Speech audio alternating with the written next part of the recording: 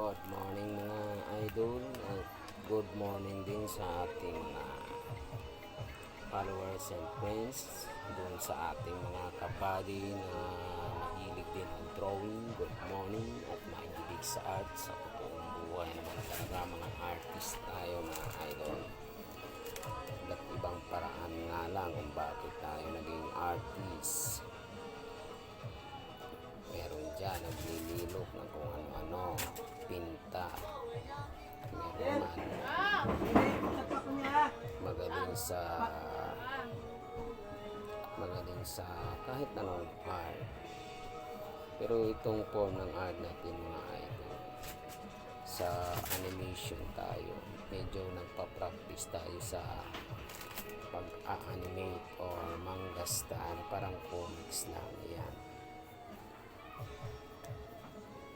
Kasi nga nagko-content tayo, matagal namang gawin yung portrait, medyo mas detalyado yung portrait, kaya dito tayo nag-focus sa animation dahil mas madali lang ito. Mga cartoons na ating binubuhit. Ito nga palang karakter na ito mga lods, si Hanamichi Sakuragi. Isang karakter ito ng mga idol na paborito lalo na doon sa mga batang 90s noon. Naabang-abangan nila itong si Sakuragi dahil ay simple namang gawin ng Japan animation.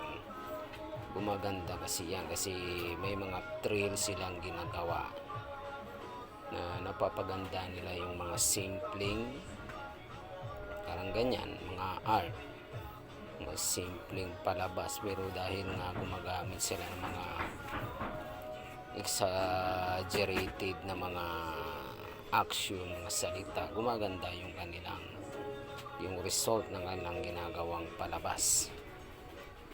So ganun kagaling yung mga Hapon gumawa.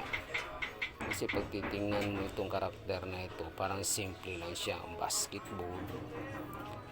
Pero pag ginawa na ng buhay ng anime ito, napakaganda na. Inaabang-abangan na itong Slam Dunk. Talagang ibang gumawa ang Hapon. So marami nag-idolize na itong si Hanamichi, bagamat hindi siya gaanong kagaling, pero bigla na lang gumawa.